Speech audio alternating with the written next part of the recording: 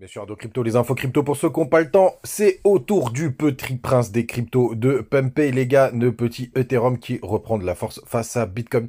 Et comment ne pas parler de Solana ce matin qui prend encore 14%. Évidemment qu'on va aller regarder la charte. Le BTC pour l'instant, lui, il est en train de latéraliser. Et c'est une bonne nouvelle pour les alts visiblement. On regardera aussi un petit coup d'œil sur la Bitcoin dominance, pardon. D'ailleurs, CoinGas a un peu fait évoluer. J'étais un peu perdu en préparant l'émission ce matin. Mais trêve de blabla, c'est parti avec un BTC qui perd 1%, 43 370 dollars. Ouh, excusez-moi, fatigué, encore une grosse soirée un peu trop arrosée. On a Ether donc qui pousse 5% ce matin. On est juste en dessous des 2400 dollars. BNB toujours aussi pénible, aussi chiant. Même Missile Sol qui pousse 14%, il est maintenant à 30 millions de dollars de market cap. 30 milliards, pardon, pas 30 millions, 30 milliards de market cap, c'est très très beau. Il se rapproche de XRP qui est à 34 milliards. On a aussi une belle perf du côté de ADA, mais c'est surtout les cryptos liés à Ether qui pumpent ce patin comme Lido, etc. On a Li qui prend un petit 3%, d'autres 3% aussi. Dans le bas du tableau, on a aussi Uni qui prend 3%, CAS qui continue de retracer et qui perd 5,5% ce matin, APT 7%, Lido comme je vous disais 7%, OP qui prend 27%, très très chaud celui-là, ING qui prend 7,7%, Arbitrum 9%, bref. Ça pump du côté de l'univers de notre ami Ether, du côté du BTC quand même, un petit point, même s'il n'y a pas grand chose à dire puisqu'on est en train de latéraliser. Je vous disais hier qu'on aurait une correction un peu plus profonde si jamais on venait de perdre, venait perdre les 43 000 dollars. Les 43 000, non, c'était combien? Hop, la petite mèche qui était ici, 43 200. Donc pour l'instant, ça a un petit peu corrigé hier. On a une petite chasse au stop. On a réintégré la trendline RSI ici, donc elle n'est pas vraiment très pertinente quand on commence à zigzaguer autour, c'est plus très intéressant. On va voir ce que ça va donner, mais je pense qu'on là on va avoir une petite latéralisation pour un petit pump final aux 48 000 dollars. Et la très très bonne nouvelle, c'est que BTC, enfin que ETH, pardon, arrive à pump pendant cette consolidation, et d'ailleurs vous le voyez bien, on a eu une énorme correction du côté de la Bitcoin dominance. Ça a perdu quasiment 2% puisqu'on était monté juste au-dessus des 55 points, on est un peu au-dessus des 53 ce matin. On va passer en weekly pour voir dans quelle zone on est. Hop, donc la Bitcoin dominance, c'est tout simplement la puissance du BTC par rapport aux autres cryptos. On va être obligé de passer en monthly pour que ce soit plus propre pour vous. Hop.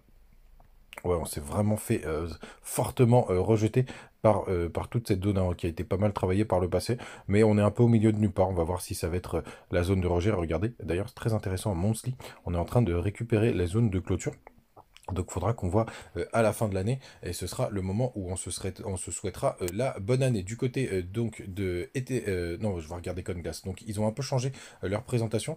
Donc j'étais un peu perdu ce matin, mais en tout cas ça résume pas mal de choses. Donc par exemple sur les dernières 24 heures, il y a eu 162 millions qui ont été liquidés. Donc tous ceux qui ont pas mis de stop du côté quand ils tradent en levier. Les open interest, c'est le nombre d'ouvertures de position, ça c'est les volumes. On va regarder, donc la Bitcoin dominance, c'est intéressant, elle est résumée ici. Les funding rates sont en léger positif.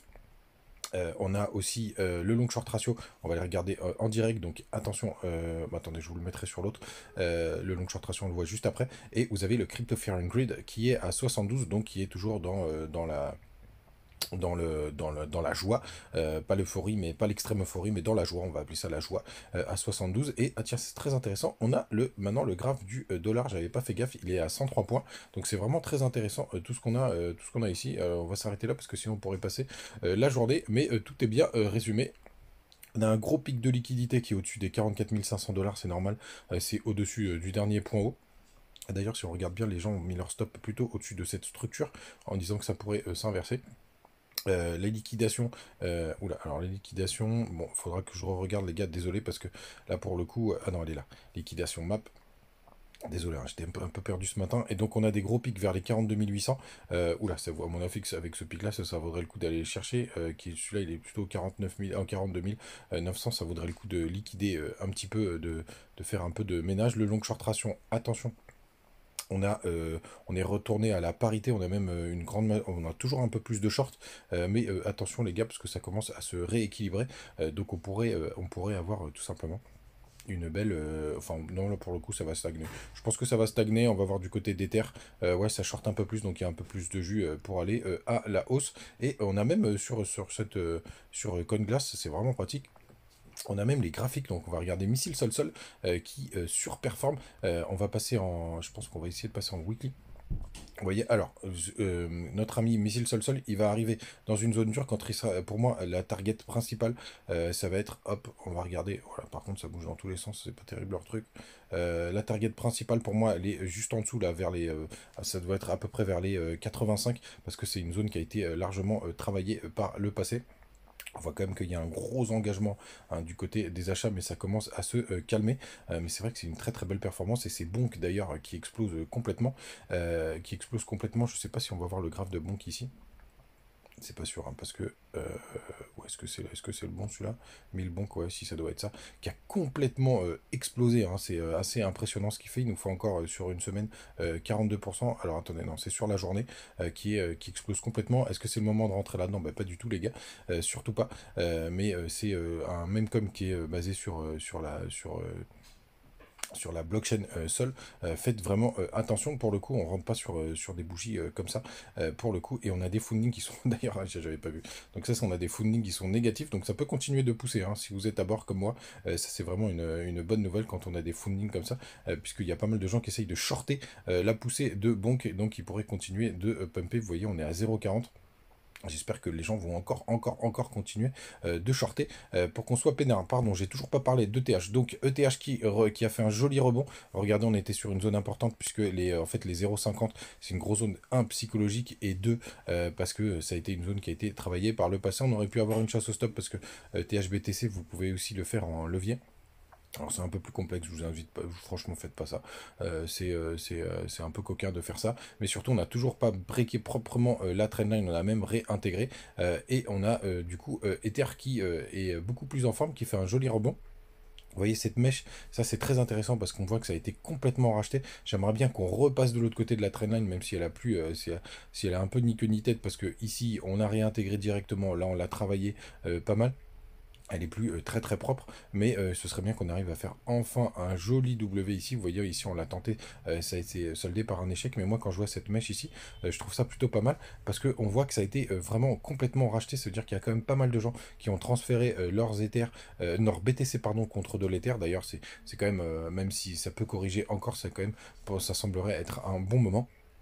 Mais bien évidemment, si jamais on a la sortie des ETF, ça pourrait quand même ramener pas mal de jus sur BTC qui pourrait continuer de surperformer. Tiens, regardez cette bougie en 3 jours. Regardez, ça, vraiment, ça ravale. Il faudrait qu'on clôture, hop, en 3 jours, ce qui est vraiment une bonne time frame, qu'on clôture au-dessus des 0,55 pour que ce soit vraiment très très propre. On voit même que le MACD a croisé. En 3 jours, c'est toujours très puissant. Et alors, surtout quand vous avez une attaque baissière après un croisement MACD en 3 jours, pour moi, très souvent, c'est le point bas. Et d'ailleurs, les gens ne s'y trompent pas puisque ça a été largement racheté. Donc, je ne serais pas surpris qu'on ait un joli rallye du côté d'Ether. On va quand même d'ailleurs aller jeter un coup d'œil pardon, à sa charte.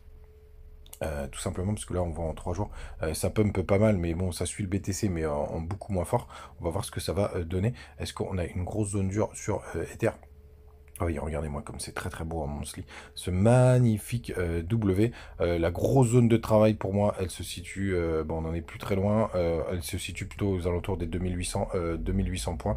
Attention parce qu'on a quand même les bandes de Bollinger qui pourraient faire un office de résistance, c'est aux 2500 $. Pour moi, ce serait assez logique quand même qu'on aille chercher, regardez même sur le RSI, c'est vraiment très très beau. Ce serait pour moi assez logique qu'on vienne chercher les 2800 $. Voire gratter un peu juste un peu en dessous des... regardez, si on prend les clôtures de bougies, ouais, c'est même vers les 2700 $, qui serait une zone qui sont très travaillées par les corps de bougies Monthly. Donc, il y a bien évidemment avec des petites mèches hein, qui pourraient, pourquoi pas, aller frôler les 3000 $ juste en dessous de la barrière psychologique. Mais ce serait les targets pour moi d'Ether. Les gars, vous savez tout. N'hésitez pas à nous rejoindre toujours du côté du Telegram. Sur lesquels on partage pas mal d'informations, pas mal de petites pépites. D'ailleurs, hier, je suis rentré sur Token. Je l'ai partagé du côté de TikTok, d'ailleurs, qui commence à bien démarrer. Là, je commence à retrouver, même si on est encore très très peu nombreux. Bon, ça déconne, non, c'est bon, c'est là. Il manque encore du monde pour retrouver mes 7000 abos. D'ailleurs, n'hésitez pas à venir me donner de la force parce que je suis vraiment reparti de zéro. Vous avez aussi sur le Twitter où je continue de partager des petites news en direct live. Donc n'hésitez pas non plus. Et vous avez les bonus du côté de notre ami BitGet et BingX. Si jamais vous cherchez des petites pépites, on en partage quasiment tous les jours. Très bonne journée, ciao.